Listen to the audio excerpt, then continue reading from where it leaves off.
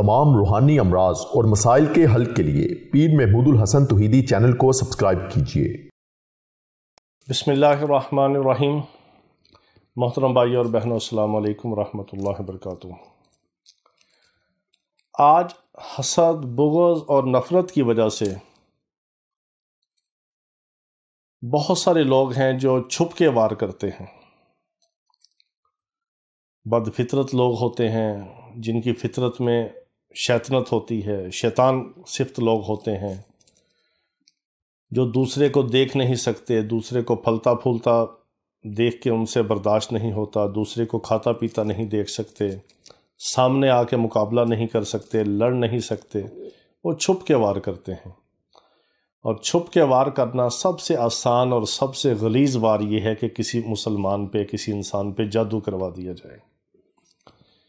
اور جادوگر گلی گلی بیٹھے ہیں، رافضی جادوگر ہیں، عیسائی جادوگر ہیں، طرح طرح کے سفلی اور کالا اور طرح طرح کے کرنے والے بد فطرت قسم کے جادوگر ہیں۔ بہت ساری جادو کی قسمیں ہیں، کئی قسم کے جادو ہیں۔ کچھ جادو ایسے ہیں جو صرف مخصوص ہندو کرتے ہیں، کچھ جادو ایسے ہیں جو عیسائی اور کرسچن جادوگر کرتے ہیں، کچھ جادو کی ایسی قسمیں ہیں، ایسے شیاطین ان کے ساتھ معاونت کرتے ہیں غیر مسلم جنات کہ وہ جادو صرف رافضی کرتے ہیں،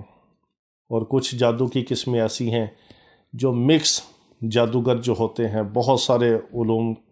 کو استعمال کر کے اور شیطان سے استدراج، شیطان سے مدد لے کے اور غیر مسلم جنات اور شیاطین کو استعمال کر کے جادو کرتے ہیں۔ جادو کی کوئی بھی قسم ہو،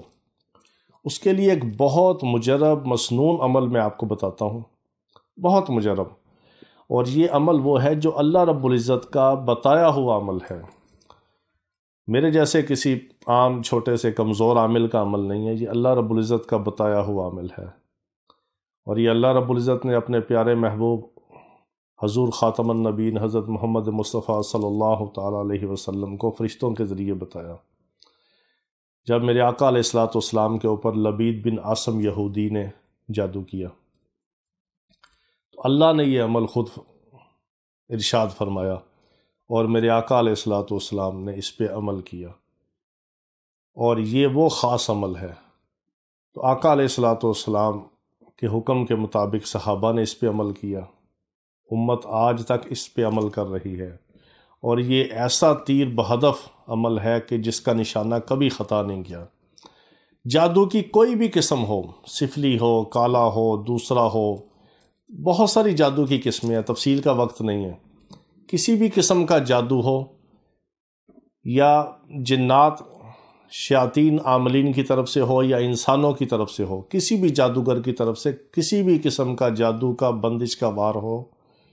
کسی بھی جادو کی قسم کا کوئی مسئلہ ہو، اور وہ جسمانی بیماری میں بھی اگر کنورٹ ہو چکا ہو، بعض جادو کی ایسی قسمیں ہیں جس سے جسمانی بیماری پیدا ہو جاتی ہے، وہ انسان دوائیاں کھاتا رہتا ہے اور مرض بڑھتا رہتا ہے اور دوائیاں اثر نہیں کرتی، اور جادو کی طرف اور روحانی علاج کی طرف انسان کا خیال تک نہیں جاتا۔